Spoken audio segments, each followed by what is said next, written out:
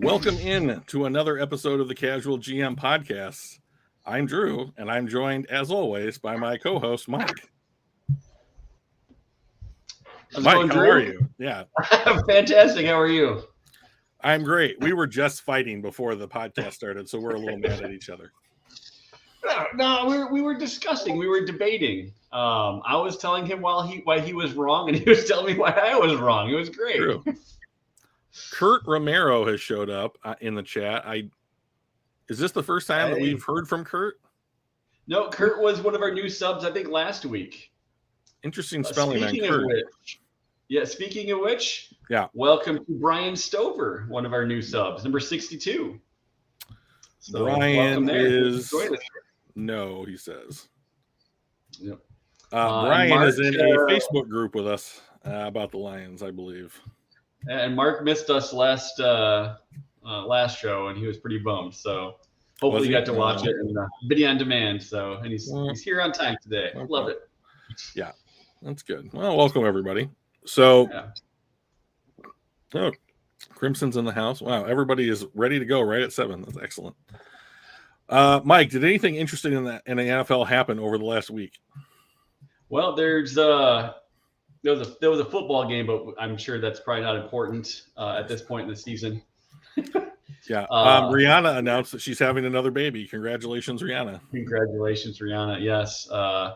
There's a very, I don't know. I'm not a huge fan of hers or that type of music in general. Nothing against you, Rihanna. I just understood. Yeah. I'm sure that we're moments away from her subbing. So. Right. Did I just blow that? Don't. Let's not. What is it? Jinx the opportunity, right? So. Yeah. Right. Yeah. Mark, good news. It's been decided for years now that I will not be getting a rescue dog. I might contribute in a different way, but I will not be getting a rescue dog. So. He got to meet Rosie, our rescue, over very weekend. Cute Super Bowl. Very cute. Very cute dog. Very high maintenance and active and a little bitey right now. Puppies are those things. Yeah. So before we get into the Super Bowl, because that's probably the bigger thing that happened, I guess. Yeah. We had some guys trade teams, right? Coaches. We did, but Mike, even before that, there's one thing we have to take care of. Even before that? All right. Even before that. I'm intrigued. So. That is true. Wait for it, guys. Bam. Love it. Go. Okay, I lived up to my promise. So. Excellent. We need to figure out a 100 sub thing. What did we talk about over at Super Bowl? We had like a really good idea. We both loved it, and I don't even remember what it is now. It's because you were very drunk. I'm a pink lemonade. Yeah. He's about the least drinky person I've ever met. So, we did say something. I should have taken out my phone and taken a note or something of our idea because it was relatively decent, but I don't remember what it is either. I don't remember. We'll figure it out between now and draft time. Oh, so now it's going on. You're going to get to see the grit. Well, maybe we'll start each episode with that, but I wear my hats backwards, so. Gotcha. So it's there. Everyone knows that it's there. It's not Baltimore. Everyone's happy. I lived up to my promise. I spent $9 on shipping and handling for this hat, so I'm going to wear it however I want to wear it. So the shipping and handling. It's a damn nice hat. Oh, it's great. It's stretchy. So stretchy. We had coaches change teams, and we might have another coach change teams, Michael. That's the PFF comp, Crimson. So we hired, oh my gosh, what is his name? He was a running backs coach. The running backs coach. Scotty Montgomery. Yep. Scotty Montgomery, who then took an interview with the Tampa Bay Buccaneers to be their offensive coordinator. Oh, was it the OC? I couldn't remember if it was the OC or the head coach, but it might have been the OC. Yeah, Do we I think get it's comp the picks OC. if that happens? No, we don't. Oh, he actually has to coach for a year for us or something? He has to. So a member of a minority race has to be a member, I believe, of the team for 2 years. 2 And years. then Gotcha. and then it's only if they become a coach or a general manager. Oh. So like the people that were like, so originally when Sheila Hamp hired in Brad Holmes, like then the Rams received some comp picks. But then like when we hired Aaron Glenn and Anthony Lynn, those were our opportunities to develop minority candidates for head coaching positions. And so, of course, we know what happened with Anthony Lynn. He was let go. He was not a fit. But then Aaron Glenn just finished up his second year with the team. So if he had been hired by, like, say, Arizona or Indianapolis, then that would have triggered compensatory picks if he had been hired as a head coach. So, unfortunately, he didn't get that opportunity. He will probably be in another round of head coaching interviews next offseason. So who knows what will happen. But Crimson mentions that Dre Bly is been hired in as our defensive backs coach. Yep. So replacing Aubrey Pleasant, right? So, yep. And then was it Brian Duker stepped in for Aubrey Pleasant? He was the safeties coach, and then stepped up to do all defensive backs. But I think that he remains safety coach, but also has like some kind of like assistant title, like assistant defensive coordinator or something weird. So quality control. I don't believe so, Funky. I don't think that if like a quarterbacks coach became a offensive coordinator, for example, that would trigger compensatory picks. I believe that the what is it? I can't remember what it's called. It's developing minority coaching candidates that the NFLPA put out there is only specific to head coaches and general managers. So I could be wrong, and if I am, great. More picks, but like I looked this up recently, and I'm pretty sure because what happens.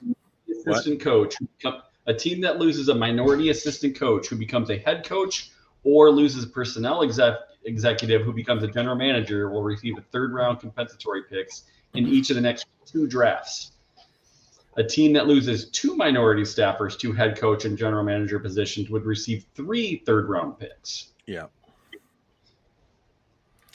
So I don't know that has happened. At least I mean, like so rarely do you hear about like,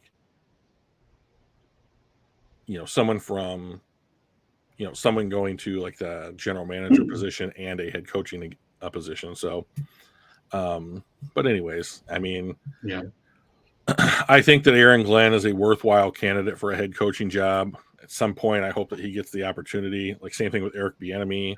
We saw D'Amico Ryans pick up a. Mike, am I on your external speakers? I think so. Okay, are you getting myself? I can hear myself echoing on your side of it. I will see if there's a way to dial that down. Yeah, do it like you did last week where you couldn't hear it. So, all right. Well, Mike fixes that. We will jump into. Did you have any other news and notes, Mike, from around the league? I didn't have any. I do not. At least not anything that isn't Super Bowl related. Okay. Well, let's jump into the Super Bowl. That happened. Right. That did happen. Kansas City and Philadelphia, both 2 teams that I thought deserved to be there. Philadelphia kind of have a little bit easier path with San Francisco's quarterback, 3rd and 4th string quarterbacks getting hurt. So, but whatever, they're there. Congratulations to both teams. They played in Arizona, and it was a good game. That was like 2 heavyweights duking it out. Yeah. I mean, outside of an early punt from each team, it was just like whoever has the ball last wins, because they just kept going back and forth at each other. Yeah, so it was. I think that game was pretty. What's the term I'm looking for here? Pretty emblematic of what the NFL hopes football games look like on a game-to-game basis. Lots of offense, things are happening. Down to the wire. Last team that has the ball probably wins. That kind of stuff. So it was good. I liked it. I didn't have anything against either team. Sometimes there's like a reason to not root for a team, like they're the Packers, right, or something like that. But with Philadelphia and Kansas City, I don't have any animosity towards either team, so it was kind of nice to just watch the football game. Now, I was rooting for Kansas City because Same. I was rooting for Patrick Mahomes. So, but if Philadelphia had won, I would have been happy for Philadelphia. So, what were your takeaways? Basically the same. I thought it was a great game. It was a lot of fun to watch. The one thing that you and I both talked about throughout the game was how physical both teams were. Yeah. I mean, they were laying on the hits. Every single play was just a pounding. Those running backs, they lowered their shoulder. They got hit. They took hits. The wide receivers the same way. It was a really physical, fast-paced game. And I really, being also a hockey fan, I really enjoyed that kind of fast-paced, hard-hitting type of game. Yeah. And that was a lot of fun to watch. I was really impressed with the amount of hitting that was being done. And here's the other thing I'll say, like the other side of that same coin. Like when guys got toward the sideline, they weren't taking shots. It was very clear that, like, Jalen Hurts from Philadelphia, he's going to scramble, right? So like when he ran out of bounds, I saw guys pull up as opposed to like taking that one extra step and touching him just so they know that he's out of bounds. And like that would be very easy to do, I think, to like let your nerves and your energy kind of been like, I'm just going to touch him and make sure that he's out or what have you. So I was impressed with the discipline that we saw from both teams. But the hitting was also really good. I think it helps that like Kansas City's skill position players outside of Travis Kelce are small. Like Pacheco, Sky Moore, they're small. Kadarius Toney is not a big dude. I think Pacheco laid some hits. Yeah, like he ran like he was much bigger than he was. He runs in a style that's like no one's ever told him that everybody else on the field is bigger than him. Yeah. So, I mean, like he's like Brad Gnomes out there, right? He's just laying wood. So there he is, waving the flag. So he ran very hard. He got popped by Chauncey Gardner-Johnson 2 plays in a row.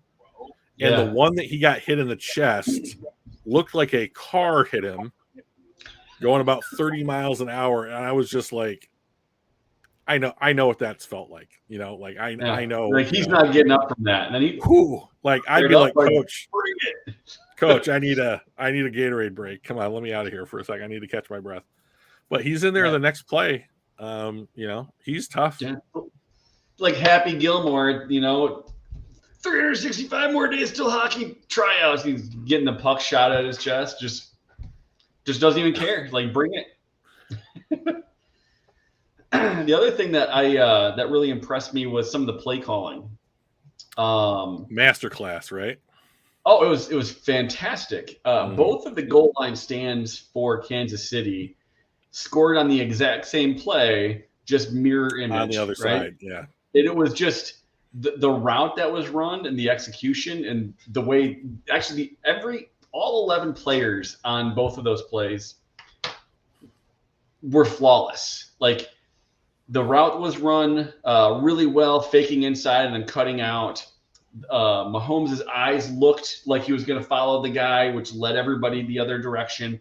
Both times, I thought everybody was just flawless on those, and he was wide open. I mean, that could have been on their 1 yard line, and he would have ran for 99. I mean, he was if he's fast enough. But like, I thought those were really great plays. I really enjoyed those. There were several plays like that I just thought were really well designed and well executed, which that's what you want on the big stage, right? Is to have well designed, well executed plays that are exciting and fans can go crazy for. So, Mike, while you were talking, I was on Twitter just looking for other takes on the Super Bowl, and I saw something interesting. And this is something that I absolutely cannot stand, and I wanted your and the chat's take on it. This is Peter Schrager, who I have almost zero respect for, from Good Morning Football. He said the following: if I'm the Dolphins, I'm so close. My roster is so loaded. Incorrect. You bring in Derek Carr. Are they not one of the favorites in the AFC? No. Yeah, right. Right. No, they're not. No. I mean, like, does the chat think that if you just took Derek Carr and put him on the Dolphins, that they would be at the level of a team like Cincinnati, Kansas City, or Buffalo? I don't. I think they're better than what they are today with Tua, but I don't think they're the same class as those other teams. Yeah, no, I think Derek Carr is essentially Jared Goff with a better arm. Yeah. But better downfield arm, worse short field accuracy. Okay. Or short throw accuracy. Like, I don't know. They're basically the same guy. I would put Carr just in front of Goff, but I don't know. I mean, maybe you could win with him, but he's not the guy that's going to lead you there. He may go with you to a place if the team's good enough, but he's not a guy that can lead you there. I agree. One more take that I had on the Super Bowl was both teams looked like they were slipping and sliding like baby deer on ice. I mean, it was People Super Bowl on ice. What it looked like. People are like on Twitter and social media going crazy over the holding call at the end. But to me, I think that the field surface had a bigger impact on the overall how the game was played than that one play. Mm-hmm. And like if you're looking for like a football game being well played, absent reasons to its detriment or what have you, like the field surface has got to be right there among the top criteria, right? And so like to have that field be as slick as it was, I think was a real kind of like, well, yeah, that's a good way. Yeah, it was very unfortunate. I mean, if I remember right, even on the telecast, they did this montage of slipping and sliding from the field. Mm-hmm. It was obvious to everybody that it was not in the kind of condition we would have otherwise expected. You know, I think it would have been fun if they didn't like that. There's always this like little like clown or whatever. Like and it's always like you see like a hallway with like multiple doors and people are going in and out of the doors or whatever. It's like this comedy bit or what? Yeah, Scooby-Doo style. And that's what I kind of felt like watching the game was like these guys look like they're just out there like tearing shit up. And like I was like, is it the amount of paint that's on the logos on the field? Is it like I've heard that like Arizona has this like weird like condensation about like the heat of the air compared to like the heat in the stadium, and it makes like the grass slick, you know, like is it because of something they used on the grass? I don't know. So like I thought it was odd, and I would think that in today's age, like that's completely correctable. I would assume. I mean, it's open air, so I'm not sure how you'd really get condensation away from there unless you had like heaters on the field before the game to keep it that way. So I guess what are your thoughts on that controversial hold? It was a little weak, but he got him. And he even admitted afterwards, like, yeah, I pulled him, but I was hoping I'd get away with it. Yeah. So like to me, like Eagles fans are just losing their minds. So here's what I disagree with. So like was it holding? Yeah. Could they not have called it? Yeah. Here's what I disagree with. It's people that say you can't throw that flag in that situation. That's bullshit. Right. You absolutely can throw that flag in that situation. It's fine. But like, I think what people want to see is like the two heavyweights knock each other out in the center of the ring, right? They don't want the ref to step in ever for any reason and like quote unquote decide the game. But that's not what happened here. Yeah. Like this, we're talking the game, like a game 60 minutes, right? 60 in-game minutes. And like we're in minute 58, of the game. And like for the previous, 57 minutes or whatever, both teams had made decisions, run plays, and it's a cumulative effect to get to where you are in that 58th minute. Yeah. And so like to me, it's not a shame because like would the game have been different if like Hassan Reddick had been able to keep his feet on some of these pass rushes? Maybe.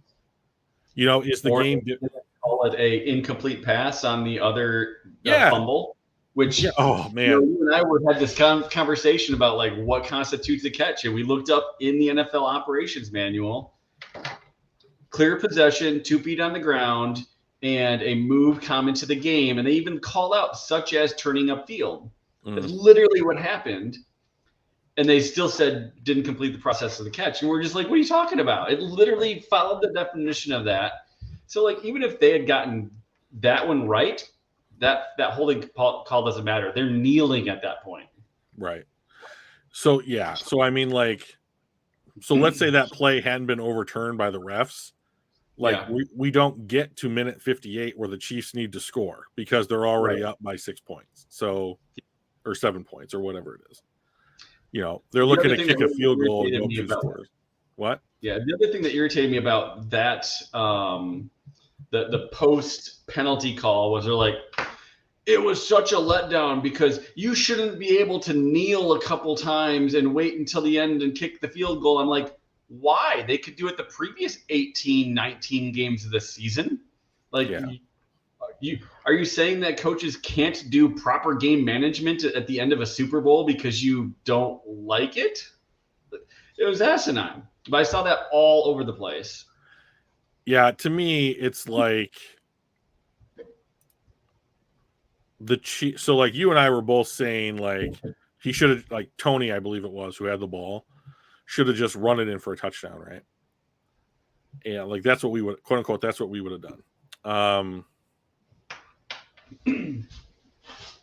Yeah, you never know when there might be a doink. Right, exactly. Just take the 7 points, make them go 75 yards downfield and score a touchdown just to tie. Yeah, exactly. So like, but with the Eagles not having any timeouts and that being a first down, you could kneel on it twice, kick a field goal from point blank range. Yeah. And just end the game. And like you earned the ability to do that by what you had done on that drive up until that point. So I don't have any problem with the way that Kansas City ended the game. Like you're talking about like winning a Super Bowl. Absolutely. Absolutely. I do it. Like if it means winning a Super Bowl and like giving yourself the highest percentage plays in order to accomplish that, sign me up. I mean, like I get to wear the ring regardless. Right. I mean, so like, I'm happy to do it. I didn't have any issue with the way they did it. It's like, has anybody ever watched Floyd Mayweather box? That's not fun. He just outpoints people, but he wins a shit ton. I mean, like, and like with that comes like prestige and money and people wanting him to fight and all this other kind of stuff. Like, I mean, I've watched UFC fights for years that go like 5 rounds and it's supposed to be like, oh, we're going to get a knockdown slobber knocker. And the whole first round is like 4 minutes, 50 seconds of guys just like feeling each other out. Yeah. So I don't care at all. I mean, like that's the way that sports are played at the highest levels of competition. Better to be felt out than felt up. Okay. I will note something Crimson said. The Super Bowl and playoffs look to be the death of the pocket passer. Only pocket passer in was Brady. Is it 2019 already? Because that's when that was true. So, like, we have seen a systematic decline in quote unquote true pocket passers over the last 5 years. And now we're getting to the point where like the old guard of the pocket passing quarterback is effectively gone. Drew Brees, Peyton Manning, now Tom Brady, they are all retiring and out of the league, and they're being replaced by quarterbacks with a skill set like Patrick Mahomes, Josh Allen, Justin Fields. Like these are the, even Joe Burrow to a degree is now he's probably closer to a Tom Brady than he is like a Patrick Mahomes, but even he has pocket mobility like greater than what Tom Brady had. So I mean, like, if this is not a lesson that teams are taking, you're taking the wrong lesson. Yeah. So I mean, like, you gotta look at that, and like you got to assess your quarterback position and say, so like if some team's looking to sign Derek Carr in free agency, I mean, like, does Derek Carr do the same things that like a Patrick Mahomes or a Jalen Hurts does? I'm not asking him to be Patrick Mahomes. Right. But what I'm saying is like, can you replicate the same style of gameplay that Patrick Mahomes brings to the table? Because of, I mean, like you saw him scramble around in the Super Bowl. I mean, he's not scrambling to run, even though he can. He's scrambling to throw and being able to make those plays outside of structure. So that's the quarterback that you need. If you are drafting a quarterback, or if you're trading for or signing a quarterback in free agency that can't make plays outside of structure, you're doing it wrong. So one of the takeaways that I think we have as the Lions, one of the things that we wanted to talk about is not just Super Bowl takeaways, like our hot takes and our thoughts, but like, what do the Lions take away from the Super Bowl? Looking at the construction of these two teams, the players on these teams, what are some of the lessons the Lions can take? And to me, the biggest thing is you have to have a mobile, not necessarily a running quarterback. You don't have to have a running back that throws the ball, but you need to have a mobile quarterback that can extend plays and make something out of them with their legs, and also be able to throw the ball. Because as I was watching that game, I'm like, there's zero chance that Goff would have been able to handle the pressure, the pocket collapsing, and make plays. We would have been annihilated by either one of those teams. Before we move on to that take, I'd like you to highlight something for me that's happening in chat right now. Can you highlight Crimson's last post, please? Yeah. Right. It's a deep cornerback class. You can get a Porter or a Forbes in this draft. That's accurate. It is deep at that position, but the Lions have the 6th pick. Let's assume they have to make the selection at 6. If you're going to invest a premium resource in the draft into a player, let's look at the Detroit Lions roster just briefly and say where they should be looking to invest that pick. Should they invest it in a quarterback, Mike? Probably the 3rd one off the board at 6. I'd be fine with it. What about an edge rusher? I'd be fine with it. What about an offensive tackle? We don't need a tackle. Right. What about a wide receiver? You think there's one worth taking at 6? Probably not. We got a pretty decent. I mean, probably not. We have other needs. Yes. So the point that I want to make here is there's only certain places that you can invest that pick in that are wise places to invest it. And those three positions that we just listed off, edge, quarterback, corner, are the 3 places that you should be looking to invest that pick at that spot if you cannot trade out. So, especially with our current roster construction. Exactly. So like my number one need for the Lions going into this draft is cornerback. So like if it's not the quarterback that you wanted, if there's not an edge rusher there that you think is going to complement Aiden Hutchinson well, draft a corner and draft whichever one you have at the top of your board, even if it is a deep class. The only 3 corners they have under contract are Okudah, Jerry Jacobs, and Chase Lucas next year. Everyone else is unrestricted and then have to re-sign. So it would not be a shock whatsoever if they went quarterback at 6, cornerback at 6, and then cornerback in round 2 or 3 or 5. Yeah. And like I wouldn't even be surprised that 6 and 18 were both cornerbacks. No. I mean, like, I think it would depend on who is there. Like, my dream scenario would be either Witherspoon or Gonzalez at 6 and Brian Branch at 18. Yeah, actually, Kurt pops up a question. Hey, is he falling in that cornerback category due to his versatility? I think the answer is yes. Yeah. So let's get back to what you were talking about, because I did want to talk about like deep positional groups in this draft and like what to do with them. But let's finish our current train of thought. So, what can the Lions take away? Yeah. Right. So the first thing I want to highlight is something that they're already doing, that both of these teams are doing, and that's investing in their offensive line. So the Philadelphia Eagles had arguably the best offensive line all season. Kansas City Chiefs, a couple years ago, they go to the Super Bowl. Both their tackles are hurt. Mahomes is running for his life most of the time. They lose that Super Bowl. That was his second trip to the Super Bowl, I believe. They made a decision then that he would never be without adequate offensive line talent again. They trade for Orlando Brown from Baltimore. They signed Joe Thuney to play left guard for $17 million a year. They draft Creed Humphrey in the 3rd round, and he is a top 5 center of his 2 years in the league. And they drafted Trey Smith, who had concerns about him, which is why he fell to the 6th round, and he is their new right guard. So trade, big time free agent signing, draft. That's the core of their offensive line. They've got they're 4 deep of their 5, and so that's a really good place to be, especially when you have a talent like Patrick Mahomes. So the Lions also have invested heavily in their offensive line, and they're probably not done investing in their offensive line. So you have Ragnow and Decker under long-term deals. Sewell's 5th-year option is going to be coming up this time next year. And then going into the offseason in next year as well, you have to make a decision whether or not you're going to re-sign Jonah Jackson to a long-term deal. You're probably going to cut Vitae to free up some cap space.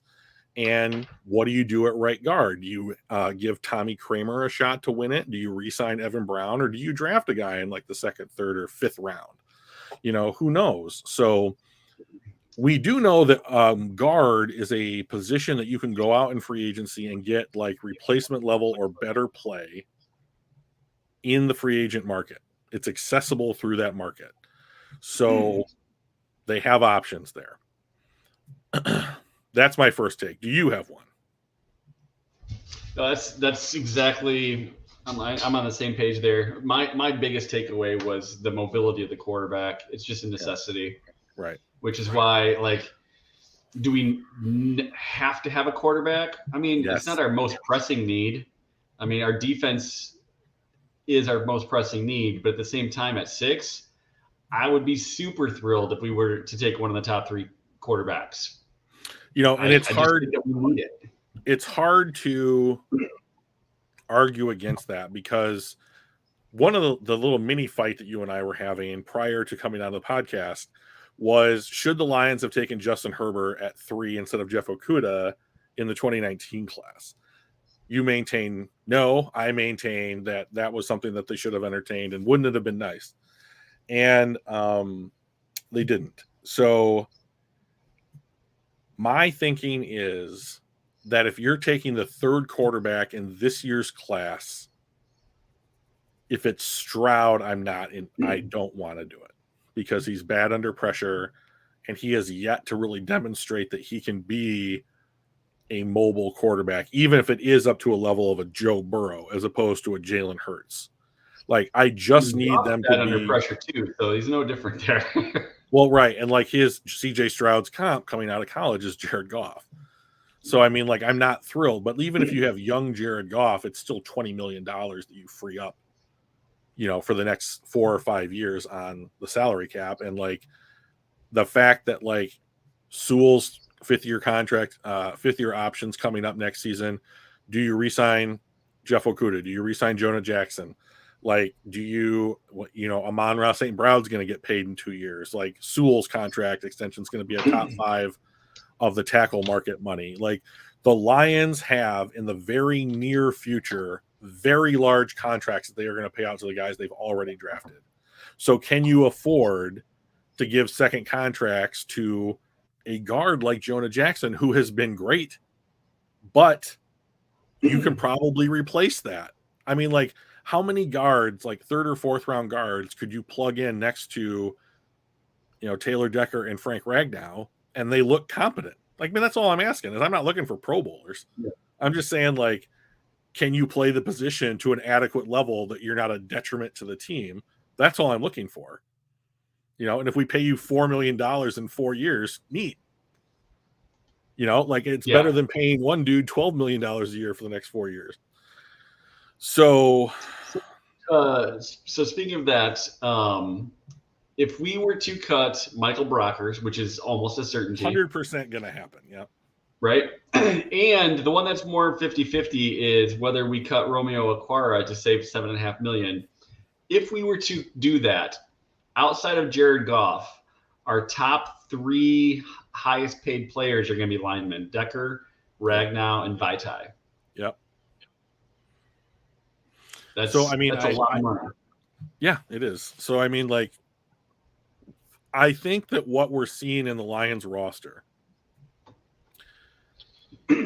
By the way, let me throw this out to the chat. Has anybody heard about Joey? Is he? I mean, he's not in chat right now or whatever, but like, I know he had a rough go of it the last time that we were here. Has anybody talked to him this last week or seen him around in a chat room somewhere or like on a Facebook group? Because I don't have a way to reach out and get in touch with him. So if anybody does, let me know how he's doing, please. Also, I think that what we're seeing with the Lions is, like, when they're doing this roster turnover, it's a slow process to get the money invested where the money needs to be invested, right? So teams like Kansas City, teams like Philadelphia, they have their money invested in smart places. Okay, cool. Thanks, Don. So like Kansas City, they have their money invested quarterback position, offensive line, right? And they're looking to shed contracts like Frank Clark. They'd probably restructure Chris Jones, and they're probably looking to draft, I would imagine, at least another edge rusher at some point this upcoming class. They have 10 picks in this upcoming class. Like, I think Kansas City is going to be a real player in what's going to happen. And so with all of these picks that they've accumulated, they can flood their roster and take multiple shots at positions of need to not only turn over a position, but to just flood their roster with rookie contracts. And now that Mahomes is into his 45, 46, $47 million cap hit years, like, you're probably going to want to fill out some of those other like pivotal roles as cheaply as possible. So I think the Lions can take an example from that. On the opposite side of that spectrum, you've got Philadelphia, who's paying Jalen Hurts $1.6 million a year. And so instead of paying their quarterback, they invested in their defensive line. Like, they went out and signed Linval Joseph and Ndamukong Suh. They traded for Robert Quinn, all for the ability to make a deep playoff run. So they were deep at a particular, like, a position group that was important to them. And so, like, and we can go through the entire roster, but like, to me, the lesson to take away from these two teams, even though they've invested differently, is, are you investing in the right spots, both with your free agent dollars and with your draft capital? And both Kansas City and Philadelphia have done very good jobs at investing those resources where it's most effective. Let's kind of marry that conversation with kind of the positional stuff. Okay. You sent me a very interesting graphic that I'm going to share my screen on earlier today. When it comes to the running backs of the Super Bowl rushers. Yep. And the salaries of those, they're not big. They're not. Right? I mean, they're not spending money on running backs. And So for the folks that are like, oh, we need to take Bijan Robinson at 18, Ugh. or we need to go into the free agent market and replace Jameson Williams with somebody, or pay him a boatload of money. If you have a good offensive line and you have good quarterback play, Isaiah Pacheco at $870,000 will run roughshod over the opponent enough such that it rolls your offense down the field. Cam Akers, granted, 3-4 years ago, he had a phenomenal year. Last year, when they won I almost said Stanley Cup, when they won the Super Bowl, he played like garbage most of the year. In fact, he missed most of the year and then played like garbage when he came back.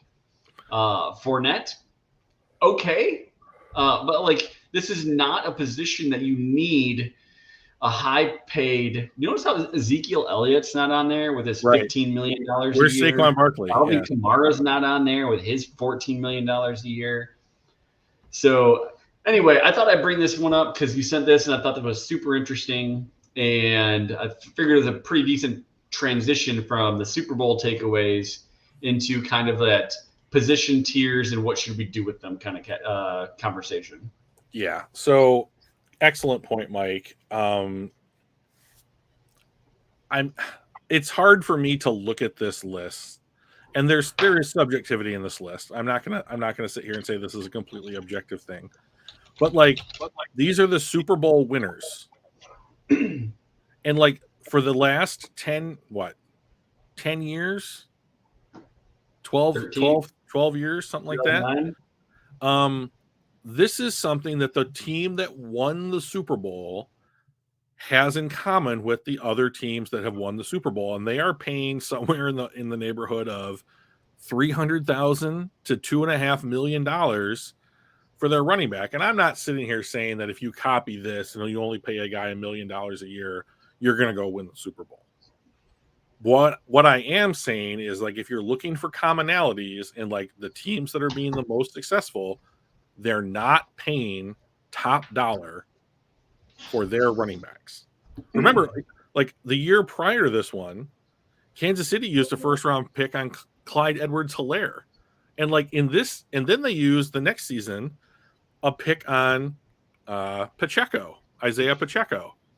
And he's the one that's starting in the Super Bowl. I mean, so it's like if you're this good, don't hamstring yourself by investing heavily in like the least valuable position in the NFL, which happens to be running back. So Don is saying in the chat, at 18, if Osiris Torrance is there, my O-line goes from good to elite, pull the trigger. This is also the guy that was like, we need to take, was Ike Ekwonu, Don, last year at 2? There was a moment there where you were like, you really loved one of the offensive tackles, and you were like, just play that guy at guard. I thought it was Ekwonu, but I could have been wrong. But like Don is firmly on the offensive line draft, so hard to argue with his logic. This is what I want to highlight with Pacheco. He was a 7th round, 251st pick. So, I mean, like, we're talking like 5 picks, 10 picks before the end of the draft, right? Yeah. So, like, you can find guys that are going to contribute. I mean, like, you have to have a vision for how they're going to contribute, right? Yep. Yeah. So let's talk about, we've got about 15 minutes. We're going to keep this to about an hour tonight. Let's talk a little bit about the draft, because chat has kind of touched on it, and I wanted to touch on this as well, and I want your opinion, Mike. There are each year in the draft, there are several position groups that are considered deep, right? Like there's multiple players at those positions that are going to be taken either near the top of the draft or in the first 2 days, first through third round picks, right? Right. So this year, those position groups that are deep are positions like cornerback, tight end, running back. You could even argue edge a little bit. But there's also the position groups that are thin, shallow, or whatever. I don't know what the term is for like I don't want to say weak position groups because that's not necessarily true, but like like position groups with less players available in that draft class, right? So in this year's draft class, interior defensive lineman is an excellent example, right? Jalen Carter, and then you might see the next guy come off the board at like 26. Yeah. So like it's tier upon tier upon tier, then you get the next guy. So what do you do with these position groups, right? So we've already had a pretty lively chat in the chat about, where do you take what position in this class, right? So there's really like two lines of thought. Number one, you're in a position to take the first guy at a position group at whatever pick that you're taking, right? So like let's use the Lions as our example. Let's use number 6. And if the draft goes something like quarterback, Will Anderson, Jalen Carter, and then edge rusher, the Lions are sitting there and they could take the top corner on their board, right? Because no corners have been taken yet. You have your pick of the litter. So who are you going to take? My question, I don't have a problem with doing that. So like, Mike, there have been a number of times I know I have argued you don't need to take player X at this position because you can get this player at the same position next round and you're saving yourself whatever. How do you feel about taking the first guy in a deep position group in a draft? Any thoughts? I mean, if it's deep, that means there's a lot of quality there, right? So the question is how quickly does that quality drop off? If there's one or two elite people and then everybody else is like, we went from 9s to 7s, but there's a heck of a lot of 7s and 6s, take the 9. But if it goes like 9, 9, 9, 8, 8, 7, 6, and there's a whole bunch of options, then you're like, okay, well, maybe I don't have to get there quite yet.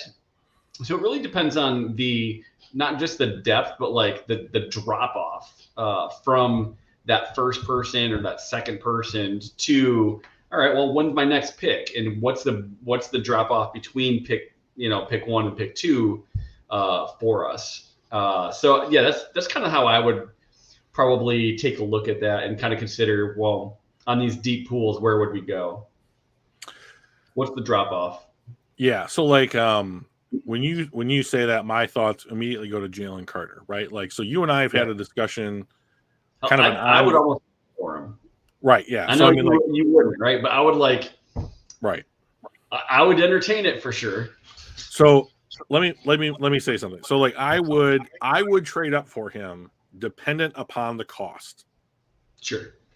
So if the Cardinals are saying they're at 3 and they're like, we'd really rather take some picks and have this injury to Kyler give us an opportunity to do like a little mini rebuild, like, for a season, like, and we just want to accrue some draft capital, shed some money on our books. Let's pick up some extra picks. If Detroit goes up to them and they say, hey, let's switch first rounders. You go from 3 to 6 and we'll give you our first, second round pick. There's a camp out there of people that say like, oh, that's a great deal for Arizona. It's a terrible deal for Arizona. Like compared to what draft capital has been exchanged inside the top 10, that is a hideous trade. We would need to go 6 and 18 to move up to 3. Right. So I mean, yes. So like if you just look at the trade value chart that I use is available on overthecap.com. It's not the Jimmy Johnson chart, it's not the Rich Hill chart. So I have been charting draft day trades dating back to the beginning of this collective bargaining agreement, and I am through 2018 right now. So 22, 21, 19, 18, that's what I've done. And when you look at the trades inside the top 10, the recommendation like that a team at 3 would switch to go to 6 and just pick up a second round pick is ludicrous because it just doesn't happen. So like, so here's the trade chart. So if you look at pick 3, that's 2,443 points. The Lions pick is 2,092 at 6. and 18 is 1,535. So 2,100 plus 15 or 1,600 is 2,700 points. There's a little bit of a discrepancy there between 2,400 and 2,700. But 300 points on this chart is like a 7th round pick. So like you're not talking about a giant discrepancy. So if I'm Arizona, I'm not trading for less than what my pick is worth to me. So like if you are Brad Holmes, and I'll tell you what, Brad Holmes in the 3 draft day trades that he has made has given up less value than average to move up and gotten more value to move down. So he's on it. But like, if I call up Arizona and I said, hey, I'll give you 6 and 48 for 3, and they go for it, that's a fucking highway robbery. That is robbery, and you should do it. And then every time that you get another pick, you should call Arizona and you should look to trade up, because you're going to do it at such a discount that it makes it valuable to trade up, and not you don't lose value like you do in almost every other trade that's taken place inside the first round in the last 10 years. So yeah, I would trade up for Carter. Right? Yeah. 3,100 points between the two. Right, exactly. Right? Between these, the 6 and the 48. So that's 3,100 points, which means you're only getting about 650 points of value. Right. Which runs right around a 4th round draft pick. Right. And like, would they want more than that? They want more than a 4th round draft pick's worth of value. Yeah, it's not enough incentive, right? Which means they're looking at 2,000 there and 1,500 here. So they're looking at this 3,500, 3,600 point. That's 1,200 points of value, which really puts it to a really high 2nd round, right? So that's what they're going to need. Yeah, if Arizona is going to hold Detroit to like the average amount of draft capital to move up, I don't do it. If you can get away with what they did to Minnesota last year, I would do it, because that trade was much closer to a 1-to-1 ratio than it was to a 1 to 1.5 ratio. So I'd be happy with that. But most of the time, I'm in favor of trading down. And the reason that I'm in favor of trading down is because inevitably you pick up more capital, and like you're better able to take advantage of these position tiers. So like with Jalen Carter, you'd be trading up to take the elite prospect, and there's basically nobody else in the class worth taking at that pick, at like your picks in the first round. Like there's some debate in chat about Kalisha Cansey from Pitt. He's gonna at the combine, if he's 6 feet tall, I'll eat this hat. And he's under 300 pounds. And like, you don't take him at 18 if you don't think that he can play 3 technique and win against guards in the NFL. You know, and is a 5'11", 280 defensive tackle going to do that? I don't know. And the reason why is there are no 5'11", 280 defensive tackles in the NFL. He'd be like one of the 3 smallest players at the position, since the modern era. Since the merger. Yeah, pretty much. I mean, like, so what do you do? How do you manage position groups like this, right? And this is like gets to like how you manage the draft effectively. Is like with a deep cornerback class, do you want the first guy in that group? Because if it's a deep class, there's a lot of talent. And if there's a lot of talent, the top guy at that group should be pretty good, right? Or do you say, okay, if there is 6 guys that we're comfortable taking in the top 100, I want the 4th guy off that list. But the 4th guy might also be the 18th pick. So what's more valuable, the top guy at 6 or the 4th guy at 18? I don't know. I mean, like, that's the question you have to answer for yourself. So where I go back to on like the tiebreaker for some of these decisions is, what position are we talking about? So in this position, in this draft, it's tight ends, running backs, and corners. 2 of those position groups don't mean shit. So the only one that I'm really caring about is cornerback. So like, to me, Detroit needs more than 1 corner in this class, assuming that they don't make some kind of splashy free agency signing like Jamel Dean, which I've seen the name floating around in chat here a little bit. So, like, Jalen Ramsey. Oh yeah, Jalen Ramsey. I'd do it in a heartbeat. I would trade. Depending on the cost, I would do it in a heartbeat. Yeah, if you called up the Rams and said, "Hey, we'll give you the 18th pick for Jalen Ramsey," I would do that in a heartbeat. Yeah. So if they wanted more than that, I wouldn't do it. So I wouldn't even be surprised if they said yes. They do need to shed a little bit of cap room, make some space, and they haven't had a first round pick since they picked Goff in 2016. 2016 class. Yeah. So like it's been 7 years. I mean, and like this will be the last year that they've traded their first round pick. So they get their first round pick next year, and that would be the 8th season since the last time they had it. Yeah. So Crimson says, "Hey Drew, don't estimate a low center of gravity." Ask Malcolm Rodriguez. He's got a point. I mean, there is something about having a 6'6" defensive tackle that's like, we watched that Super Bowl, Mike, and how many plays were there where like they lined up in goal line, oh my gosh, and basically just dove their helmets at the ground so that they could get the 3 feet that they needed, right? Like if you're 6'6", you have a harder time doing that. So like, there is something to saying like, so I'm not saying that he needs to be 6'4". I am also saying that we've never seen a 5'11" defensive tackle worth shit in the NFL. So like that also needs to be taken into account. So like I think both points have merit. Yeah. So, but like with a position group like running back, right? Like Bashan Robinson, he is the best running back prospect since Saquon Barkley. Okay, now that's not that long ago. But considering how running back as a position of value has nosedived since that time, I think it's worth asking the question, like, his talent level would warrant a first-round pick. I don't think that there's a team in the NFL outside of maybe Philadelphia with their second first-round pick at 30 that's going to be like, we really would like to take Bijan Robinson at this place. Like, I've been mocking him to New England because I think that, A, that's right around where his talent level would suggest that he goes. And B, you never know what the hell New England's going to do in the draft. So put the two oddball things together and see if they make sense. Yeah. John Randall John Randall said he was 6'1" in cleats, and he was a fantastic player. Different position, right? Didn't he play edge? But like, yeah, I mean, that's, similar thing. So I mean, like it's a good example. So, but like when it comes to like tight end, right? Like I would want the 5th or 6th tight end in this class in something like the back end of the 3rd round, pick like 81 or whatever it is.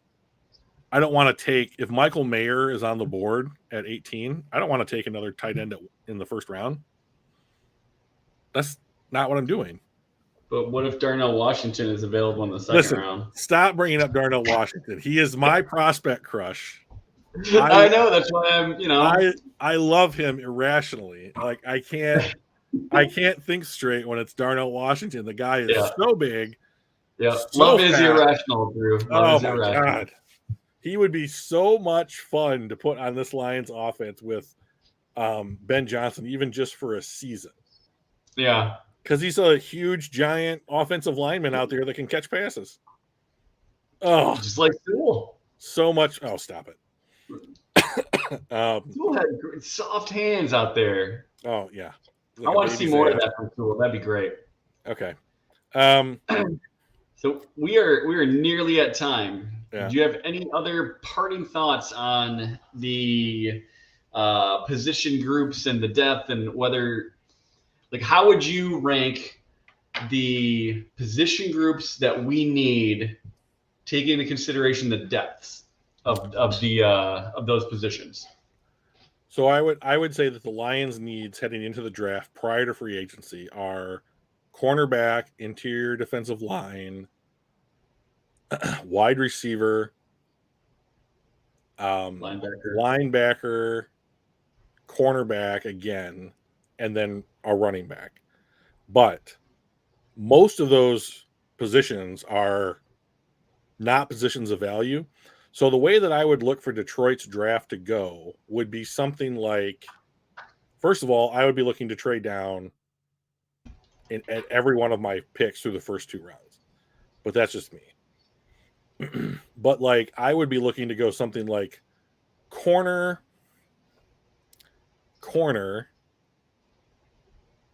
wide receiver, and then I think you could make the case. I think you could convince me with linebacker in the second round pick, and then something like I don't know. Maybe another. I mean, like so. I think that like the way that the by the time we get through the combine, I think where the dust is going to settle is where you're going to want to spend your interior defensive line picks if you don't draft Jalen Ramsey, if you're not that one team, is that you're going to want to spend those picks in like the second or third round, sometime on day 2. And the Lions have 3 picks on day 2. So to me, the question becomes, what do you do at 18? Like, what's going to be the pick at 18 that gives you the most positional value that overlaps the most with what the roster needs? And to be honest, that's probably wide receiver. So, like, let's say something happens like this. Let's say you go Christian Gonzalez at 6, and at 18 you take. I mean, I think that, and you may not agree with this, but like I think that Quentin Johnson from TCU will be there at 18. That'd be interesting. I mean, if you came out of this class with Christian Gonzalez on corner and Quentin Johnson at wide receiver. Yeah, I don't know if he's going to fall. I mean, I've seen him mocked in the top 10. Yeah. So, but I mean, if he falls there, I mean, him and J-Mo and Amon-Ra as your top 3, that's not a bad deal, especially when you have some other role players like your Reynolds and whatnot. Look who joined in the chat. Rumble. No way. Just in time for us to sign off. Yeah, we were signing off. We're trying to keep it to 60 minutes tonight. But like, yeah, I think that the Lions have 5 picks in the top 100. I think 4 of those are probably going to be spent on defense.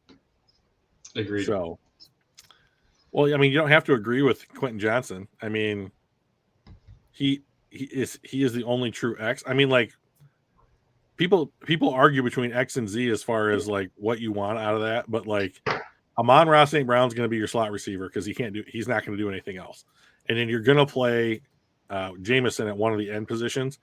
I don't care. Like line Johnson up outside, fine.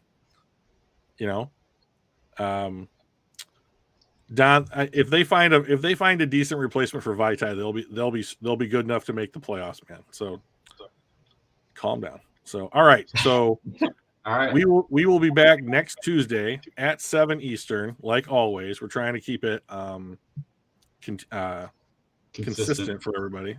Consistency is key. Yeah, it is very key. You can't have success without consistency. So that's actually one of the other things that you notice about these Super Bowl champions, right? Right. Oh, 100%. Like that's the reason why New England had a dynasty, is that they just same owner, same coach, same philosophy, keep it going, right? So, Mike, where can they reach us on social media or email? If they have anything that they want to email us, comments, questions, email us at casualgmpodcast@gmail.com. Mm-hmm. Or you can add us Casual GM Podcast on Twitter. And like, comment, subscribe, all that. Tell your friends, all of that stuff. It's we got a good group of folks here in the chat and that are loyal participants. So that's awesome. I'd love to see that keep growing. Then we'll figure out what we're gonna do for our 100 sub celebration. So we'll get there though.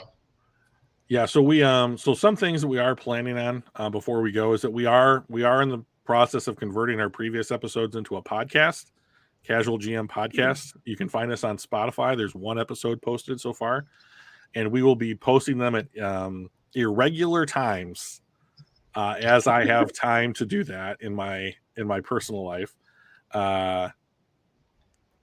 It's not Super Bowl or bust. The team hasn't won a playoff game in 30 years. Calm down. So like